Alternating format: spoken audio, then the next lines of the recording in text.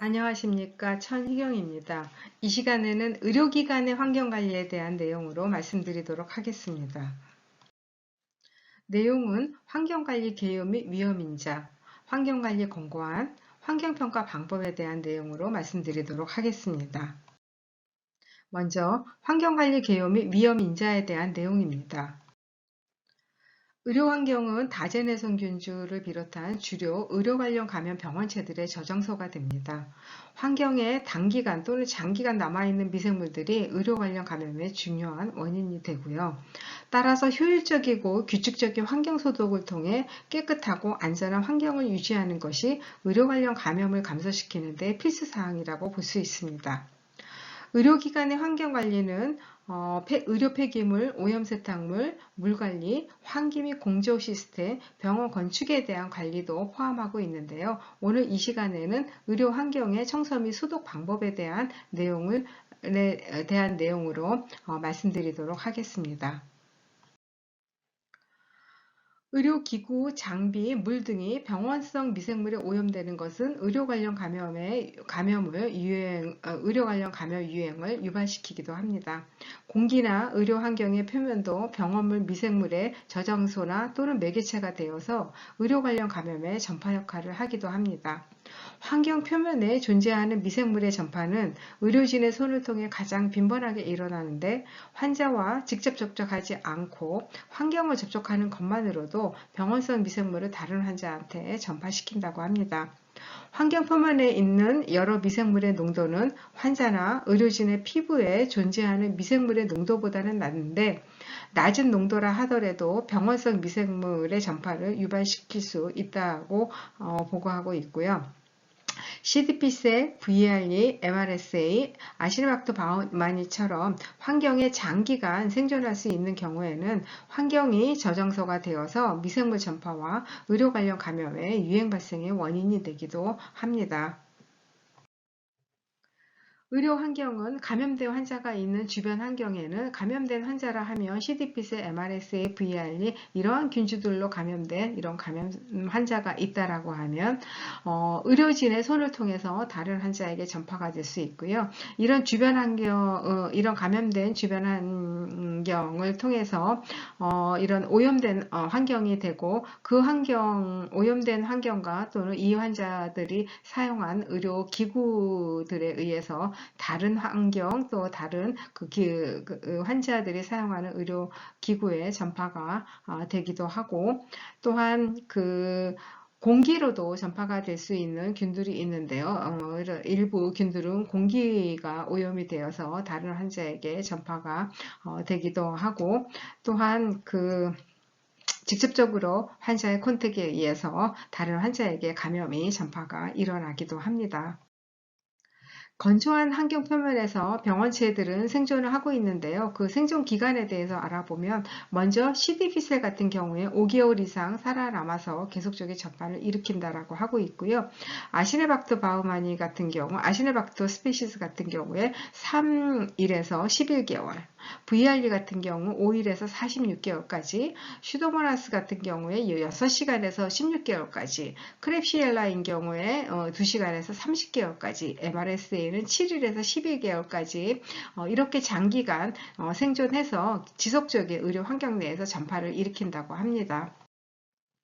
환경 표면에서 의료진의 손으로 병원균이 전파가 되는데요.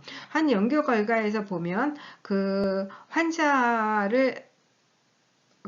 접촉 후에 손위생 수익률은 80% 정도 이루어진다라고 하면 오염된 환경을 접촉한 후에 애는 손위생 수익률이 50% 정도가 이루어진다라고 합니다.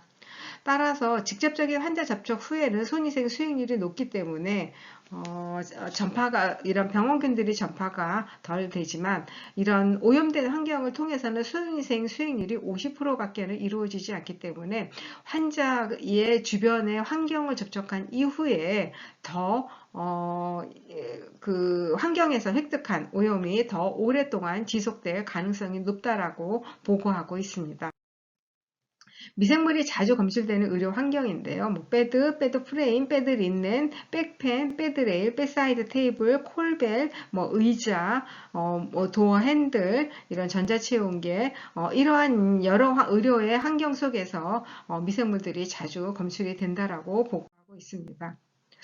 의료 환경의 오염 감소를 시키기 위한 일반적인 방법으로는 일단 병원균이 분리된 환자가 태어난 이후에는 청소 및 소독을 통해서 소독을 해야 되겠고요. 매일 자주 접촉하는 표면에 대해서는 청소 및 소독이 수행이 돼야 되겠고, 이동용이나 휴대용 장비에 대한 청소 및 소독 수행도 중요하고요. 의료기관의 모든 방과 구역에 대한 청소 및 소독 개선도 이루어져야 한다라고 하고 있습니다. 이 자주 접촉하는 표면에 대한 그 의료 환경에서의 자주 접촉하는 표면에 대한 내용이 자주 나오는데요.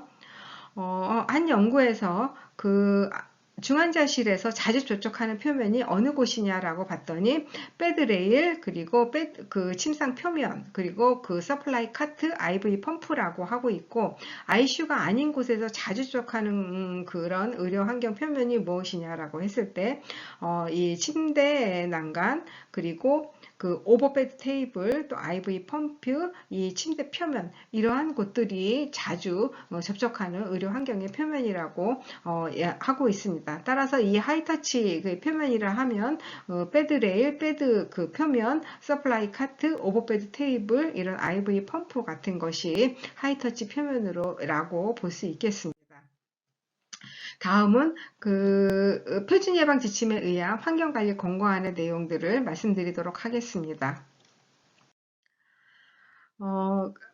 환자 치료 영역에서의 청소와 소독에 대한 내용으로 먼저 환경소독제에 대한 내용입니다. 청소나 환경소독 직원은 감염 예방 교육을 받아야 하고요. 청소나 환경소독 시 적절한 개인보호구를 착용하도록 권고하고 있습니다. 환경소독제는 공인된 기관에 허가받은 제품을 선택해야 되고요. 소독 시 제품의 사용 설명서를 확인하고 소독제의 농도, 적용 시간, 유효 기간 등을 준수해야 되고요. 소독 대상 물품은 내강을 포함해서 모든 표면이 소독제와 접촉할 수 있도록 해야 하고, 개봉한 소독제는 오염되지 않도록 관리하는 것들이 중요하고요. 소독제는 재보충하지 않고 소독제 용기는 재사용하지 않도록 해야 합니다. 만약 용기를 재사용한다라고 하면 세척 후 소독 또는 멸균해서 사용하도록 권고하고 있고요. 희석한 소독제의 보관 기준 및 사용 방법에 대한 기준을 마련해서 오염을 예방해야 하고, 자동 세척 소독기 등의 소독 기계는 정기적으로 관리하고 점검하도록 권고하고 있습니다. 이렇게 환경소독제를 관리하지 못해서 오염된 환경소독제를 사용했을 경우 의료의 환경도 오염이 된다라고 보고를 하고 있습니다. 환경소독제 관련된 정보는 이런 초록누리 사이트에서 보시면 되고요. 환경소독제를 선정하게 될 때 환경청의 승인받은 제품인지를 반드시 확인이 필요한데요. 이런 사이트를 통해서 확인하도록 하는 절차들이 필요하다고 볼 수 있겠습니다. 이 환경소독제의 중요성을 보고한 그 연구 결과인데요. 비누만으로 소독제 없이 비누만으로 청소를 수행했을 때 한 개, 두 개의 방을 점점 더 청소를 이 비누만 갖고 청소를 수행했을 때는 그 환경의 균의 수가 점점 더 늘어나는 것을 볼 수 있고요. 소독제를 사용했을 때는 소독제를 사용한 청소 후에 오염이 없는 것을 볼 수 있는 연구 결과라고 볼 수 있겠습니다. 따라서 오염된 세제는 환자의 환경을 오염시키고, 환경소독은 소독제를 사용한 환경소독이 중요하다고 볼 수 있겠습니다. 비위험기구와 환경표면 소독에 대한 내용인데요. 비위험기구, 환경표면 소독을 위해서 높은 수준 소독제나 화학멸균제를 사용하지 않도록 권고하고 있습니다. 비위험기구라 하면 대소변기, 혈압측정기, 청진기, 심전도 기계 등이 포함이 되는 거고요. 여기에는 낮은 수도 소독제를 사용하라고 되어 있는데, 낮은 수도 소독제는 유효염소, 차염소산 나트륨을 비롯한 알코올, 이런 내용들을 포함하고 있습니다. 있습니다. 차염소산 나트륨은 반드시 희석을 해서 사용을 해야 되는데요. 환경소독제로 이런 차염소산 나트륨, 일명 저희가 가장 많이 사용하는 락스가 여기에 해당이 되는데요. 이건 반드시 희석을 해서 써야 되는데 그 환경소독 그 대상에 따라서 1대 100 또는 1대 50, 1대 10으로 희석해서 사용하게 됩니다. 예를 들어 1대 100을 희석한다라고 하면 이것은 염소 농도가 500ppm이 되겠고요. 락스 10cc에 물 1000cc까지 채워서 사용하시면 됩니다. 그 소독제와 접촉하는 표면의 시간이 중요한데요. 접촉하는 표면의 시간을 지켜야 그 표면이 소독이 된다라고 볼 수 있는데, 표면을 닦아내서 소독하는 경우에는 소독제와 표면이 10분 이상 접촉하도록 권고하고 있고요. 물품을 침적해서 소독하는 경우라면 30분 정도 침적하도록 권고를 하고 있습니다. 그 비위험기구와 환경표면소독에서 제조업체가 권고가 없는 경우라고 하면 특정 절차를 따르도록 권고하고 있는데요. 비위험 의료장비 표면은 세제와 소독제로 닦고 공인된 기관에 허가받은 제품으로 제조사 권고에 따라 표면의 성질과 오염 정도를 고려해서 적용하도록 하고 있습니다. 비위험 의료장비를 도입을 하실 때는 반드시 이거를 재사용할 때 어떠한 그 방법, 소독제와 어떠한 방법으로 소독하는지 그 제조사 권고사항을 반드시 확인하시고 선정을 하시도록 말씀을 드립니다. 또 넓은 환경 표면을 소독하기 위해서 알코올을 사용하지 않도록 권고하고 있고요. 비위험 의료 장비 표면에 적절한 보호덮개를 사용하도록 권고하고 있는데, 이렇게 보호덮개를 사용하는 대상은 환자 처치하는 도중에 자꾸 장갑을 착용했는데 손으로 자꾸 장갑을 착용한 손으로 접촉하게 되는 표면이나 혈액이나 체액으로 오염될 가능성이 있는 표면, 세척하기 어려운 것들, 예를 들어 컴퓨터 키보드 같은 것이 되겠죠. 이러한 비위험 의료 장비 표면에는 적절한 보호덮개를 사용하도록 권고하고 있습니다. 이러한 보호덮개는 환자마다 교체하고 눈에 보이는 오염이 있거나 손상이 되었으면 즉시 보호덮개 제거하고 환경 표면 소독을 하고, 보호덮개를 사용하더라도 매일 업무 종료 후에 환경 표면 소독을 하도록 권고를 하고 있습니다. 그 자주 접촉하는 환경 표면 관리에 대한 내용인데요. 먼저 일상적인 환경 표면, 일상적인 환경 표면이라 하면 마룻바닥, 벽, 탁자 같은 것을 예로 들 수 있는데요. 이곳은 공인된 기관에 허가받은 소독제로 정기적으로, 주기적으로 청소 및 소독이 이루어지면 되고요. 이렇게 체크리스트를 사용하여 이렇게 주기적으로 청소를 하도록 권고를 하고 있고요. 눈에 보이는 오염이 있으면 즉시 시행을 하도록 권고를 하고 있습니다. 환자 치료 영역이 아닌 행정 사무실 같은 곳에서는 세제와 물로 환경 표면을 청소하는 데 적합하다고 하고 있고요. 접촉이 빈번한 환경 소독, 환경 표면, 여기에는 예를 들자면 문 손잡이, 전등 스위치, 침대 사이드 레일, 병실 내 화장실 주변의 표면 같은 것들이 접촉이 빈번한 환경 표면이라고 볼 수 있는데요. 이러한 것은 일상적인 환경 표면들보다 더 자주 청소하고 소독하도록 권고하고 있습니다. 이 하이터치 자주 접촉하는 표면은 이렇게 환자 방에서 이런 도어 핸들, 콜벨, 이런 전기 스위치, 너싱 간호사 스테이션에서도 이런 카트, 이러한 것들이 포함이 되고 있고요. 환자 화장실에서도 이런 변기, 백팬 이런 것들이 포함이 된다라고 볼 수 있습니다. 참고해서 보시면 될 것 같고요. 이제 커튼에 관련된 내용입니다. 환자 치료 영역 내의 벽이라던가 블라인드 커튼에 대해서 얘기하고 있는데요. 눈에 보이는 더러움이나 얼룩이 있을 때 청소와 소독을 하도록 권고하고 있습니다. 그 병원 내에서 사용하는 커튼에 대해서 이 의료 관련 감염 병원체들이 오염되어 있는 경우가 있다고 보고하고 있는데요. 42%에서 VRD가 발견되었고 22%에서는 MRSA, 4%에서는 CDP셀 병원체가 발견이 되어서 이런 병원 커튼은 의료 관련 병원체 전파를 위한 잠재적인 근원이 될 수 있다라고 보고하고 있습니다. 이런 프라이버시 이런 커트는 환자의 프라이버시를 위해서 사용되는 이런 커트는 혈액이나 체액으로 오염되거나 눈에 띄게 더러워졌다라고 하면 즉시 교체하거나 또는 청소 및 소독이 필요하고요. 환자가 퇴원 또는 이송한 후에는 다시 이곳에 새 환자가 들어온다라고 하면 새 환자에 해당되는 방이나 침대 공간이 새 환자가 입원하기 전에 반드시 제거하고 교체하도록 권고를 하고 있습니다.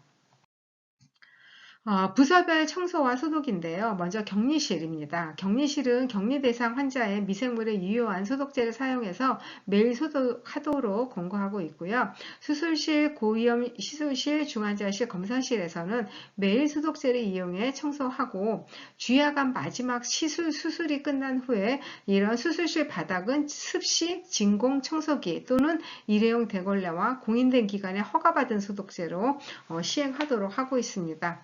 감염관리 영역이나 수술실 입구 바닥에 이런 타킨 매트 같은 것을 사용하지 않도록 권고하고 있습니다. 투석 환자의 침대라든가 투석기계 표면, 투석에 사용하는 물품들은 각 환자의 투석이 끝난 후에 소독을 하도록 권고하고 있고, 간호처치실이나 신생아의 환경표면 소독에는 제조사 지침에 따라 공인된 기관의 허가소독제를 사용하고, 환경표면에 잔류하는 소독제에 신생아들이 불필요하게 노출되는 것을 피하도록 권고하고 있습니다. 아기가 머무는 동안 인큐베이터나 요름을 소독하지 않도록 권고하고 있습니다.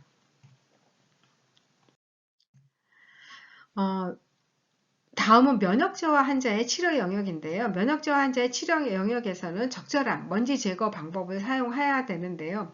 공인된 기관에서 허가받은 그 소량의 병원용 세제나 소독제를 사용하고 매일 젖은 걸레로 수평 표면 청소를 하도록 권고하고 있고, 먼지 털이개 같은 먼지를 분산시키는 청소법은 사용하지 않도록 권고하고 있습니다.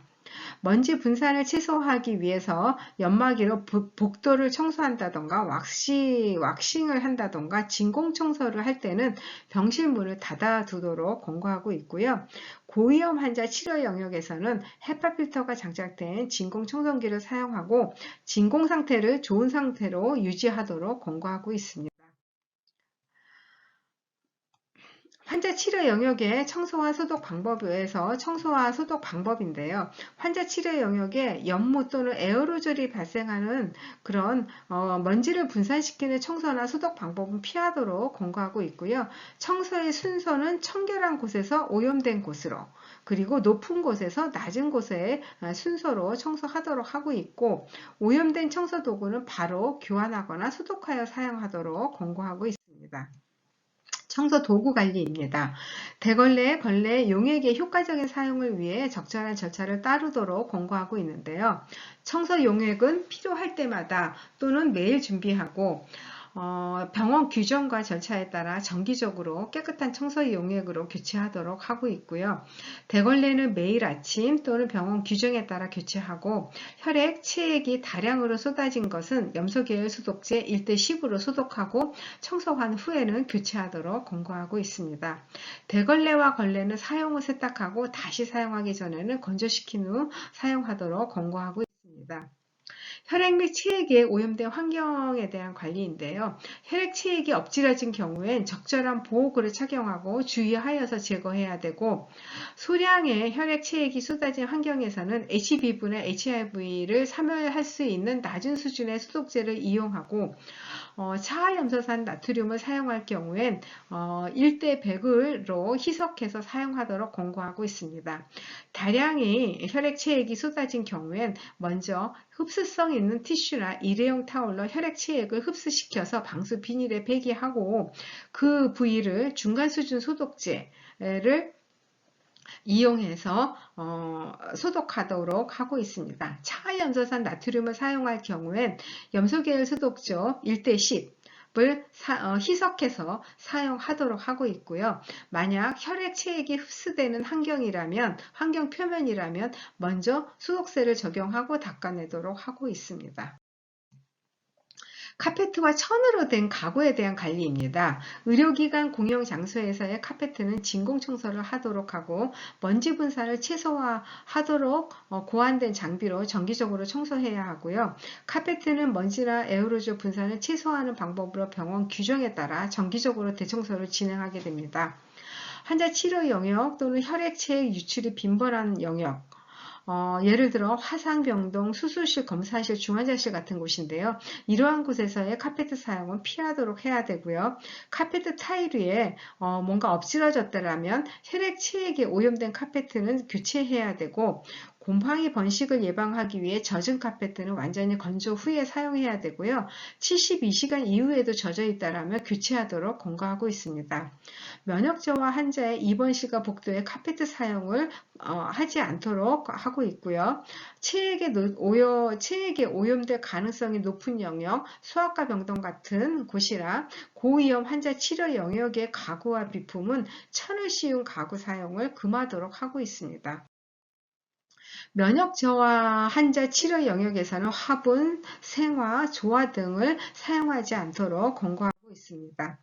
환자가 자주 접촉하는 주변 환경, 표면과 병실, 바닥을 공인된 기관에 허가받은 소독제로 닦도록 권고하고 있는데요. 이것은 다제내성 균주가 분리되는 환자에 대한 환경소독 방법에 대해서 얘기하고 있습니다.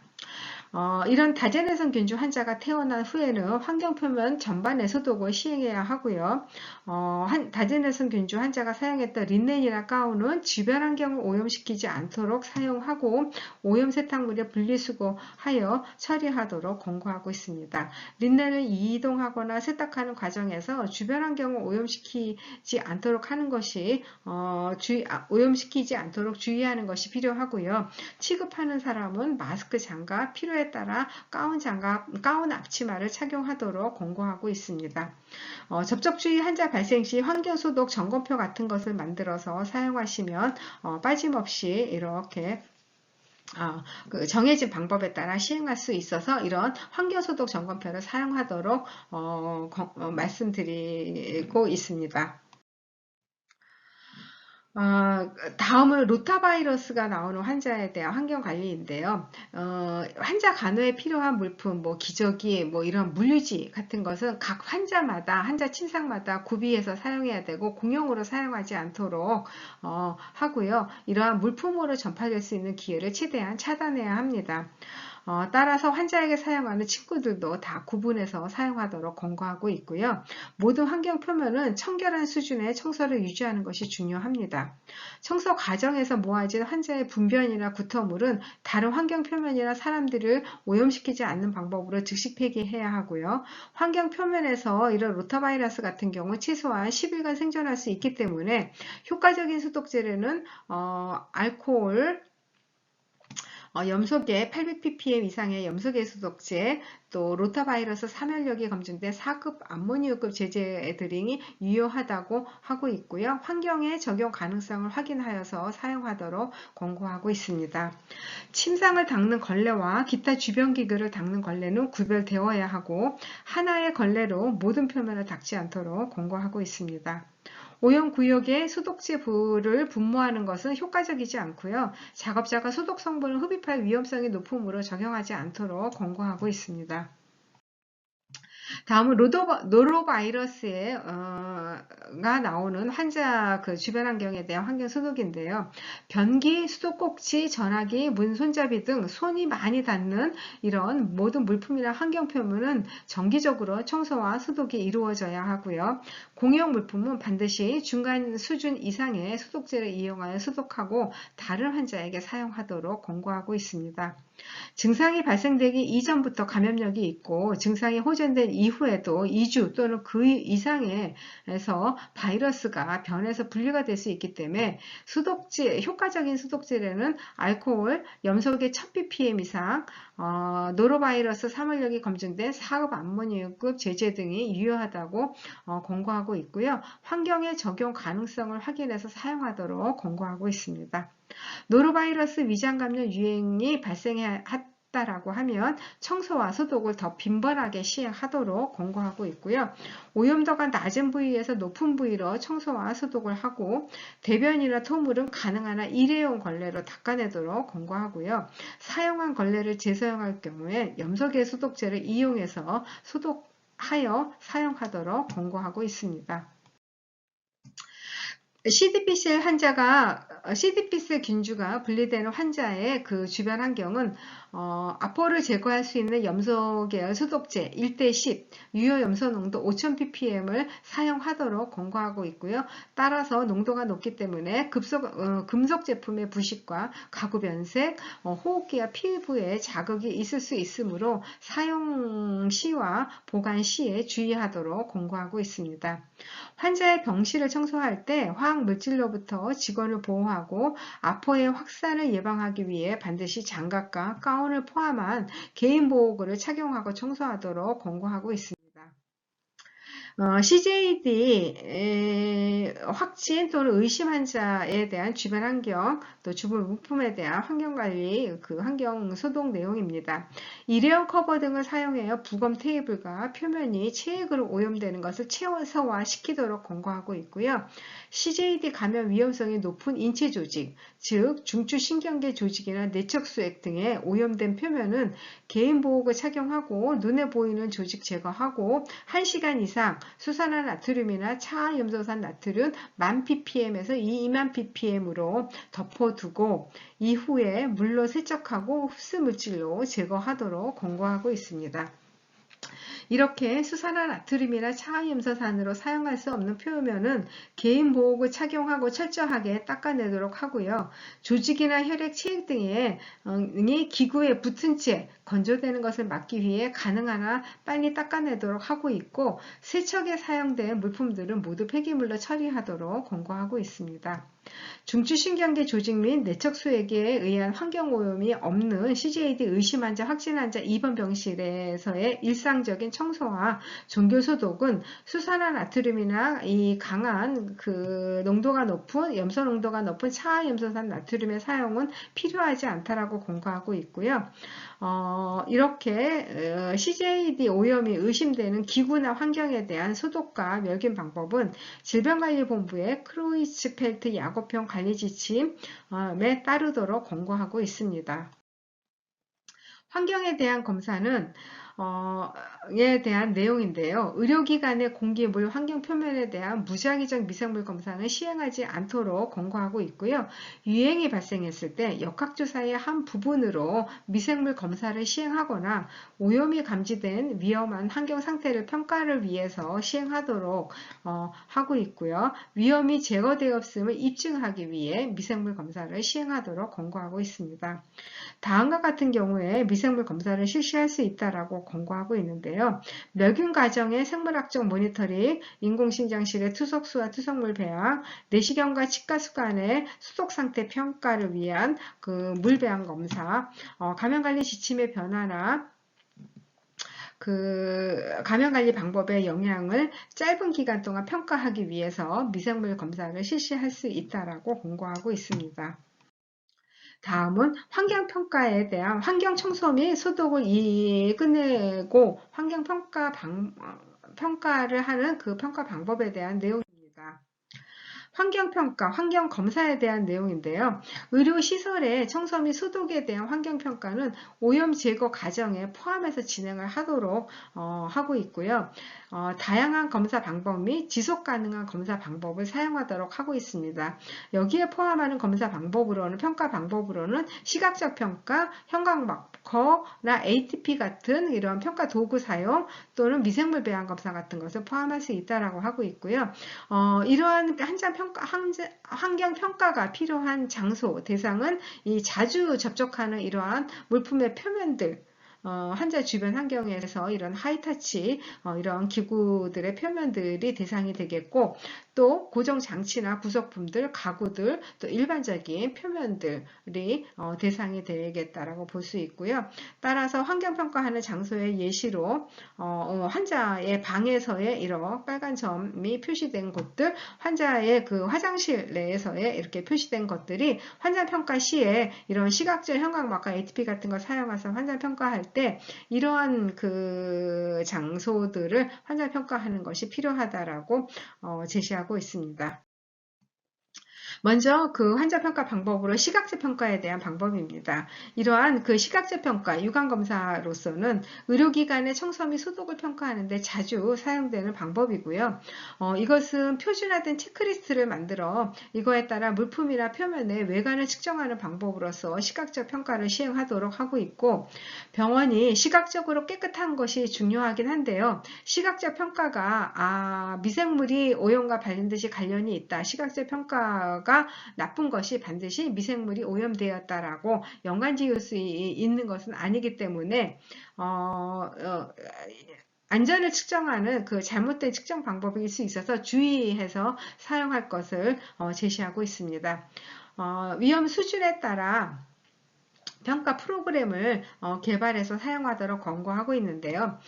이런 그러니까 매우 위험한 장소, 중환자실 같은, 또 입원병동 같은 이런 하이리스크, 그 외 외래 환자 진료실, 또 행정부서, 이렇게 위험 수준을 따라서 이런 환경 평가를 하는 그 프로그램을 개발해서 사용하도록 하고 있고, 각 평가 항목은 표준화된 기준을 사용해서 점수화 하여 사용할 것을 제시하고 있습니다. 점수화하게 되면 정량적 그런 평가들이 가능하기 때문에 이렇게 하도록 제시하고 있고요. 한 연구에서 이 평가 방법별로 민감도 특이도를 조사한 내용이 있는데, 이 시각적 평가가 형광 마커나 ATP를 사용한 도구의 이 환경 평가의 방법에서 민감도가 그렇게 많이 떨어지진 않습니다. 오히려 형광 마커보다는 민감도가 높고 ATP보다는 좀 낮은 것으로 지금 보고되고 있는데요. 시각적인 평가도 또한 육안으로 이제 그 환경의 청결 유무를 평가하는 방법인데, 이러한 육안 평가도 환경 평가를 평가하는 방법으로서 매우 유용한 방법이라고 제시하고 있습니다. 다음은 미생물 배양 검사인데요. 미생물 표면 대상으로 미생물 배양 검사는 그 표면의 박테리아 수준을 모니터링 하는 데 사용할 수 있고요. 표면에 있는 그 방정량적, 그러니까 병원체가 있느냐 없느냐, 또는 정량적, 이런 그 에어로빅 콜로니 카운트가 얼마나 되느냐, 이러한 것들로서 평가를 할 수 있고요. 샘플링하는 방법으로는 면봉으로 스왑을 하거나 또는 이렇게 플레이트를 통해서 접촉을 해서 하는 방법들이 있다고 합니다. 환경평가에서 가장 많이 사용하는 이런 로닥 플레이트 같은 경우에는 표면 미생물 검사를 쉽게 할 수 있도록 만들어진 배지이고요. 24시간 후에 그 세균의 집락된 그 색깔로 빠르고 쉽게 판정을 할 수 있다고 합니다. 따라서 이렇게 균주별로 이런 그 균주별로 만들어진 이런 베이지를 사용하고요. 그 베이지가 에 따라서 그 배양 결과 판정표에 따라서 이 판정표를 보고 판독하는 방법이라고 보시면 될 것 같습니다. 다음은 형광 마커에 대한 방법인데요. 이 형광 마커는 그 환경 관리에 대한 그 절차에 대한 그 평가를 하는 그 툴로서 보시면 될 것 같고요. 여기에는 그 형광 마커와 ATP가 다 포함이 되고요. 형광 마커에 대해서 먼저 말씀드리면, 형광 마커는 표면에 형광 물질을 도포합니다. 이 형광 물질은 젤, 분말, 로션 형태로 되어 있다고 하고요. 이런 형광 물질을 도포하고 그 다음에 이제 환경 소독을 하게 됩니다. 그래서 이런 클렌징을 하고, 그래서 환경 소독으로서 이런 이물질들을 제거한 다음에 그 다음 자외선을 사용해서 이런 그 클렌징의 상태를 평가하게 됩니다. 그래서 형광 물질을 바르고 청소 후에 이렇게 그 클렌징 상태를 평가하게 되는데요. 제거된 얼룩의 백분율이 청소 성능을 평가하는 데 사용한다고 하고 있고요. 일부 연구에서는 이렇게 얼룩진 반점 제거가 미생물 오염 제거와 관계가 있다고 보고하고 있습니다. 이렇게 얼룩진 제거가 남아있을수록 제거가 이런 반점들이 더 많을수록 미생물 오염이 되어 있다라고 볼 수 있다고 제시하는 건데요.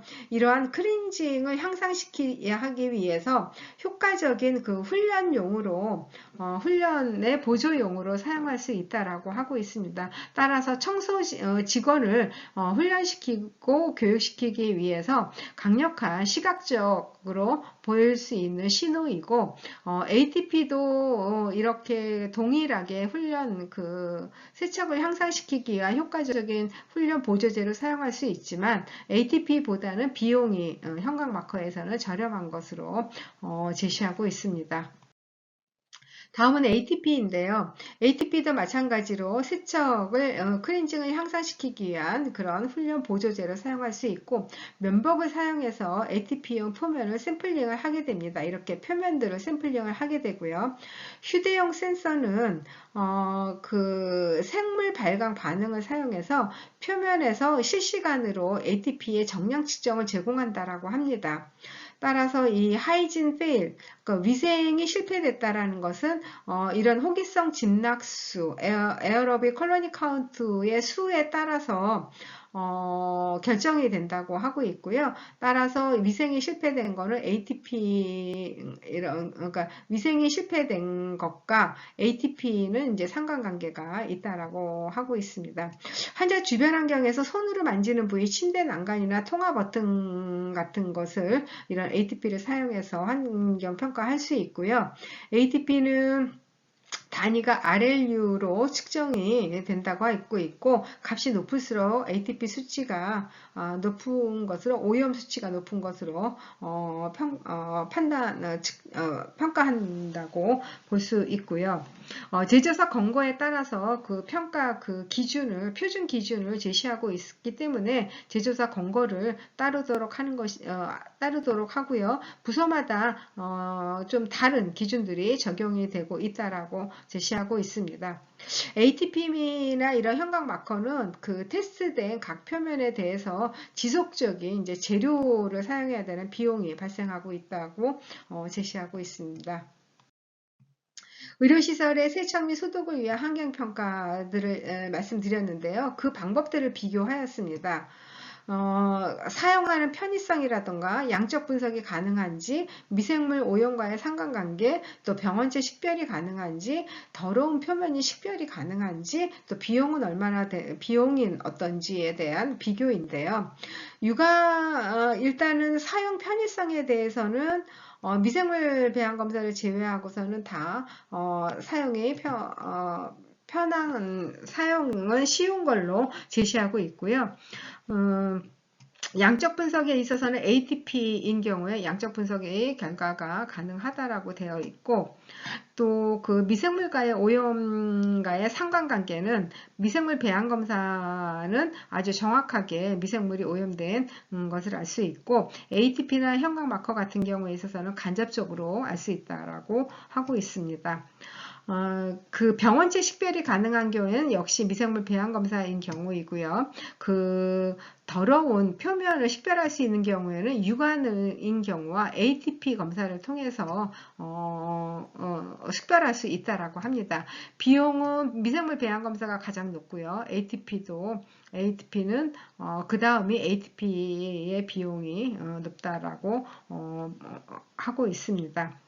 형광 마커와 ATP 지표는 얼마나 세균이 많이 존재하는지 시각적 알기 위해 시각적 평가를 보충하기 위해서 사용한다라고 보시면 될 것 같습니다. 세상의 환경평가 방법으로는 가장 효과적인 접근 방법은 여러 환경평가 방법을 사용하는 것이라고 제시하고 있고요. 의료시설과 장비가 깨끗하고 환자 방문객 및 직원이 수용할 수 있는지 확인하기 위해서 시각적 평가를 수행해야 하고 형광마커, ATP, 미생물 배양검사 방법을 사용해서 시각적 평가를 보완하도록 해야 하고 특히 고위험 병원군이 있는 환자가 태어난 후에는 세척, 소독이 이루어진 후에 현강 마커, ATP 미생물 배양 검사 등 이러한 평가들이 더욱 필요하다라고 제시하고 있습니다. 결론입니다. 의료 환경은 미생물 저장소로 감염 전파가 우려되는 곳이고요. 자주 접촉하는 표면의 환경 소독이 매우 중요하다고 볼 수 있습니다. 의료 환경 관리를 위해 적절한 환경소독제 선정 및 사용하는 것이 중요하고요. 청소 대상, 또 청소 순서, 청소 방법을 표준화해서 직원을 교육하여 수행하도록 하는 것이 중요합니다. 다양한 방법, 시각적 평가, 현강 마커, ATP 미생물 배양 검사로 주기적인 환경 평가 수행 및 그 평가 결과를 피드백하는 것이 중요하고요. 환경 소독 도구 관리나 또 직원 보호구를 점검하는 것들이 필요하고, 청소 담당 직원과 병동 관리자와의 주기적인 미팅으로 커뮤니케이션을 통해서 환경관리 부분들을 개선해 나가는 것들이 필요하다라고 볼 수 있겠습니다. 네, 내용은 여기까지이고요. 수고하셨습니다.